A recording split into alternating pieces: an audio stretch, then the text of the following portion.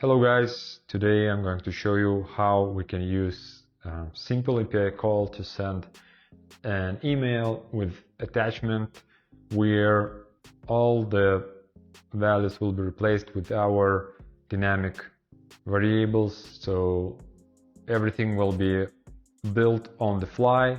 So let me show you how this works. So we can simply click send. And as you can see, the email template has arrived with the invoice number replaced with the value and also the attachment where all the data was set from the JSON body. So for example, let me change something in our template. Let me change the number, for example, to 888 and also change the price for the accounting services, and again click save, send, and let's see what we've got. So now we can see that the invoice number is 888, and if we'll take a look at the invoice, so our price is 160 and the total is 800. So everything works dynamically and you can use it in your application. So stay tuned, I'll show you step by step how you can do it in your application. Hello everybody, today I'm going to show you how to send emails with attached PDF using API. So we need to go through a few steps. First we'll create an email template, then we'll create PDF template, then we'll add an integration. So we need to have an SMTP provider to send emails, and we'll make API call to send email with attached PDF to recipient. Okay, so let's begin. First we'll need to have an account in our tool called template. I'm simply going to my dashboard. Here I'll create two templates. First will be an email template with pre-built components. Now we can give any template name we want. So yeah, let's call this tutorial invoice. Subject, your invoice.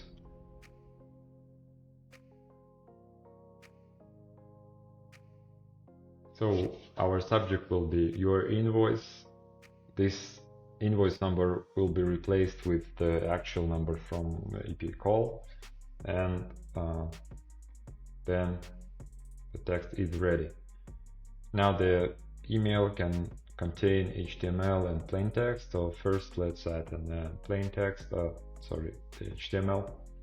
So first let's add an image. So this will be our logo. So simply paste any URL you want. Yeah, so I have this logo. Next, let's add some text.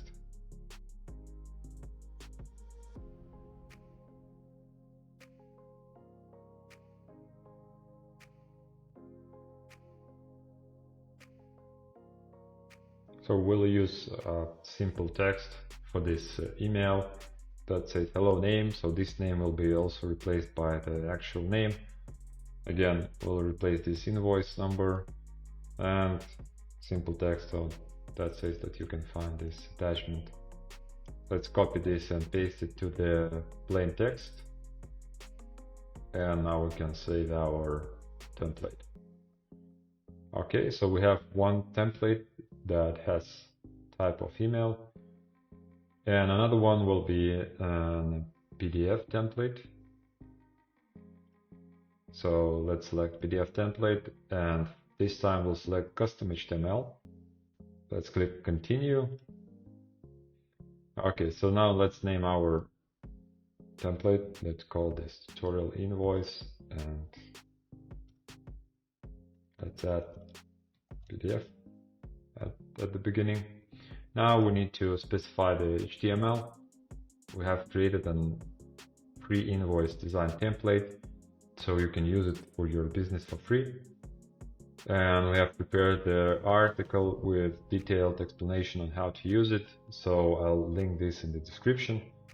but for now we'll go to the source code, and we have this file called template with dynamic variables. So let's simply copy the content and paste it to the HTML of our PDF template and click save. By the way, inside this source code you will find the schema for the template with variables that can be used in this template. Okay, good. So next we'll need to add an integration. Inside the template we can add an SMTP credentials. So template will handle the sending and it will do in the background, so you can make a quick API request and get fast response. For this tutorial I'll use SMTP2Go service.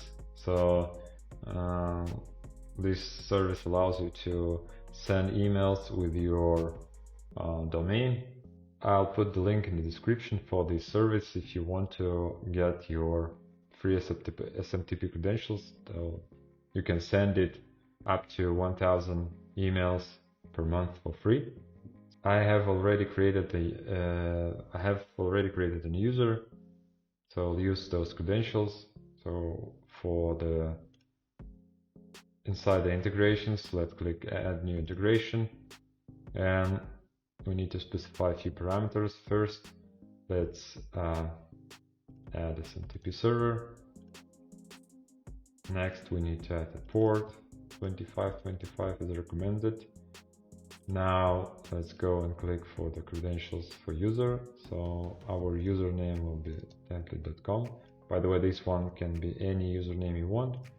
Now we can grab the password and paste here, and this one, and encryption should be TLS. Add new SMTP settings. So okay. Next, we need to create a token to make API calls. So generate new token. This is our string that we'll be using for sending emails. So now let's go and try to make an API call. So to make an API call, we'll use Insomnia, and we need to specify a few parameters here. First, let's grab token, and that authentication we need to choose bearer token, paste it here. Now inside our URL we need to specify the template we want to send. So this should be an email template, so in our case it is template 44.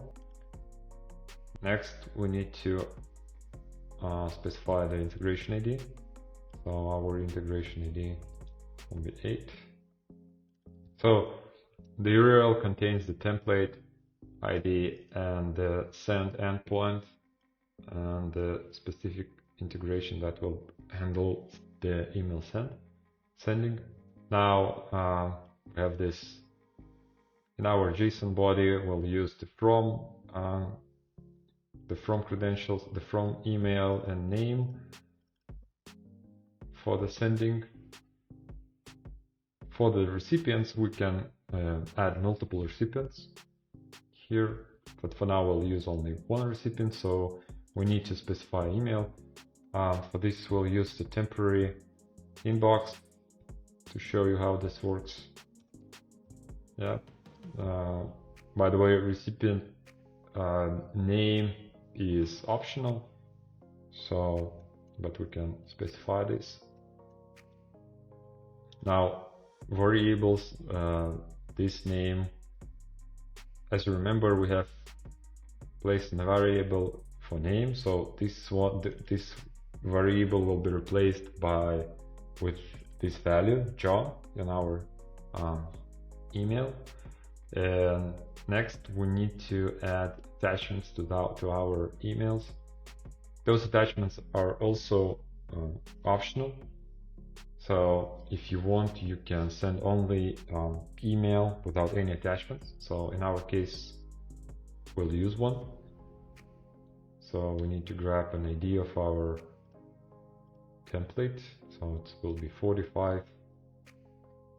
So let's replace this with 45. And yeah, by the way, there is a file name that is also optional, but you can specify it. Yeah, in case it will be blank, so it will be replaced by default value, which is attachment PDF. And next we have variables that will be used in our invoice. By the way, we can give it a try at the moment. So let's click send. So as you can see, here is our email. So the subject was replaced. The subject invoice ID was replaced by actual ID. Also, this was done in the email body, and the name was replaced with John. And now let's take a look at our invoice. So here's how it looks like. So we have date, invoice number, customer details, and also the products that was specified in the JSON body. So for example, if we want to change something, let's try to remove one product from here and only leave an accounting services here and try to click send. So we'll see another email. So that contains only one row of products, and also all the totals and sum was calculated automatically. Yeah, so basically that's it. What we need to do in order to send an email with PDF attached to it. By the way, those variables can be placed inside the attachment. So, and it will look like this. Yeah. So for example, this can be useful when we want to send same attachment to multiple recipients. So, and each recipient has will get same PDF template, but with different set of data, because every recipient should have different invoice number, company details, and also products can be different. So we can make one API call and send multiple invoices to multiple customers. Yeah, so let me demonstrate it, how does it work. So let's add one more recipient for the same email. Yeah, so let's replace the name.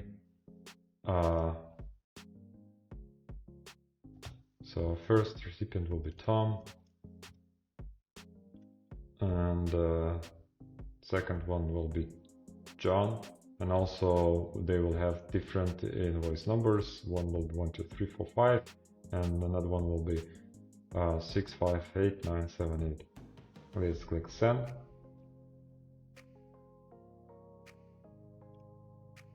So we've got two invoices now.